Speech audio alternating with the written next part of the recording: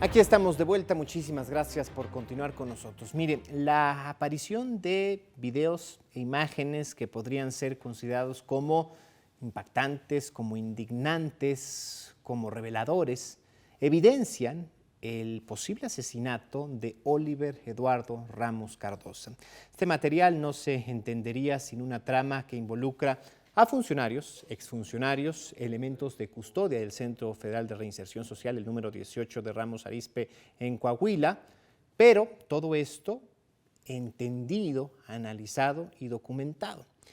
El material que se ha visto deja ver a custodios del penal con equipos antimotines golpeando por más de minuto y medio a la víctima que previamente había denunciado a servidores públicos de la penitenciaría por tortura y pues por ataques.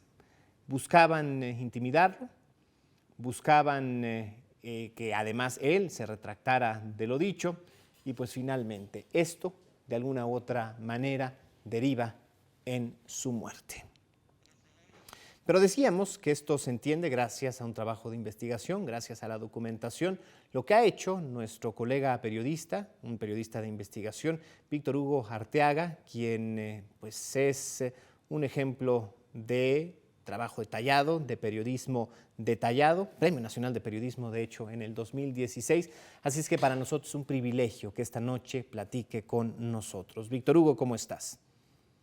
Alex, muy bien. Muchas gracias por la invitación. Estamos a tus órdenes. Gracias. Y pues este caso plagado de irregularidades, ¿no? Empecemos porque 10 años él sin sentencia, lo que ya de suyo, pues está fuera del orden. Sí, Oliver fue acusado de homicidio y como muchos en México, la prisión preventiva oficiosa los mantiene en algunos casos por más de 10 años, 17 años en algún caso que ya causó jurisprudencia en la Corte Interamericana de Derechos Humanos. Esta medida que tanto le han dicho las Cortes Internacionales a México que debe dejarla de lado. Y bueno, pues en el caso de Oliver Eduardo Ramos Cardosa, él lo cambiaron del penal de Toluca al penal de Ramos Arizpe, y allá en Ramos Arizpe la directora, quiero decirte que este es un botón de muestra del sistema penitenciario nacional. La exdirectora de este centro penitenciario, Hetzael Martínez Cisneros, tiene más de 1000 denuncias en su paso por la dirección de varios penales federales, más de 1000 denuncias acumuladas en el Poder Judicial de la Federación, en la Comisión Nacional de Derechos Humanos, en distintas fiscalías estatales, más de 1000 denuncias. Cuando nos dieron estos datos, nosotros empezamos a hacer esta investigación por una muerte ocurrida similar que se está investigando, que no tardan en darse a conocer también públicamente por parte de la Fiscalía General de la República, de un preso ocurrido en septiembre del año 2022. Esto es el tema de Oliver Eduardo Ramos Cardosa, que ocurrió el 15 de mayo de este año, del 2023. Y cuando estábamos haciendo estas investigaciones, surgió esto, la familia de Oliver nos pidió apoyo, nos pidió ayuda, y decidimos pues meternos de fondo a ver cómo estaban las cifras de este penal, y con datos de la Comisión Nacional de Derechos Humanos, del Secretariado Ejecutivo de Seguridad Pública, nos hemos dado cuenta que es el penal, lo llaman la sucursal del infierno, imagínate, donde ocurren cosas verdaderamente espantosas. La Comisión Nacional de Derechos Humanos, la Fiscalía General de la República investigan violaciones, tráfico de drogas, tráfico de estupefacientes, tortura. Lo peor que pueda tener un preso, sea cual sea su delito, lo está pagando encarcelado, y no tendría por qué haber todas estas violaciones a sus derechos humanos. En el Porque, caso de Oliver, ajá, en el creo, caso de Oliver, del 2021 al 2023, levantó 6 quejas ante la Comisión Nacional de Derechos Humanos, quejas que le abrieron los ojos a la Fiscalía General de la República, a la Fiscalía General del Estado de Coahuila, y que tenían en jaque a las autoridades penitenciarias, que le dieron un ultimátum de que si el 15 de mayo, nos cuenta su familia, si el 15 de mayo no retiraba todas estas quejas, pues lo iban a matar. imagínate. ¿Y Y así? las imágenes contradicen toda versión oficial, querido Claro, Alex. totalmente de acuerdo contigo. Y creo que has tocado un punto importantísimo, Víctor Hugo. Sí, quien posiblemente cometió un delito, porque aquí, en el caso de Oliver, ni siquiera lo sabemos, no hay una sentencia, no hay una determinación judicial que lo diga culpable. Entonces, quienes purgan una condena pagan su falta con la prisión, es decir, con esta pena corporal. Pero así como hay un castigo para los delincuentes, la prisión, el proceso de reclusión es una oportunidad y un derecho para la reinserción social, para alcanzar la reinserción social. Y hay protocolos que garantizan el estado físico y la vida de las personas que están privadas de su libertad por algún delito que han cometido. No dejan de ser seres humanos, no dejan de tener los derechos elementales a la vida y a la protección de su integridad física. Y bueno, lo que sucede en el penal número 18 en el Ceferez o número 18 Ramos Arizpe es increíble. Quiero decirte, te lo puedo comentar en exclusiva, las autoridades penitenciarias a nivel federal que presiden Asael Ruiz Ortega y el operador real de los penales en México se llama Sergio Alberto Martínez Castuera. Nos mandaron una nota informativa hace 48 horas en la que nos informaban que los 17, 18 personajes involucrados en este video y en la administración del penal habían sido separados de sus cargos. No están separados de sus cargos. Hoy personal penitenciario nos ha confirmado que a excepción de la exdirectora que fue separada el 19 de mayo, 4 días después de este posible asesinato de Oliver Hetzael Martínez Cisneros, fuera de ella, solamente fueron reubicados los policías en otros módulos, siguen trabajando, siguen laborando, a raíz de la publicación de estos hechos que hemos dado a conocer y gracias al apoyo de todos ustedes en alianza colaborativa para dar a conocer este caso. Bueno, ayer hubo una junta donde se planea, nos lo dijeron fuentes confidenciales, pero de altísima credibilidad al interior del penal, que se planea reubicar a todas las personas involucradas en este video que dimos a conocer en distintos penales del país para de esa manera, pues, pulverizar la cobertura que se pueda estar haciendo. Te puedo compartir los nombres de las personas que están siendo investigadas. Por favor. Y lo hacemos con nombre y apellido porque así tiene que ser. Así tiene que ser.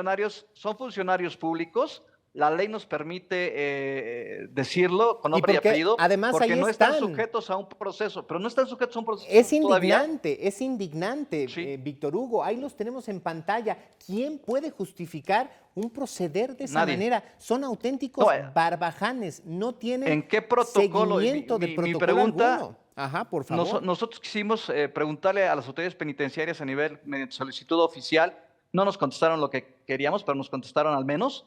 Y les quisiéramos preguntar en qué protocolo se dice que se puede golpear a un reo, a un preso, y más de esta manera, en todo momento, en los 60 minutos de grabación que nos hicieron llegar de manera anónima, en esos 60 minutos de grabación, dan dos versiones después de que se da a conocer la muerte, que dimos a conocer nosotros la muerte en mayo. Dicen primero que le da un paro cardiorrespiratorio y luego dicen que tuvo un episodio psicótico y como el demonio de Tasmania se agarró a golpes en las paredes y se golpeaba.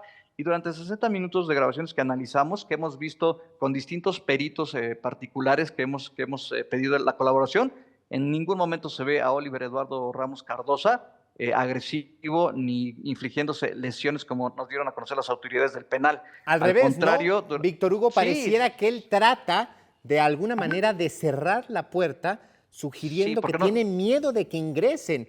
¿Y a qué ingresarían? Seguramente, pues a lo que vimos, a golpearlo, a jalonearlo, a amedrentarlo.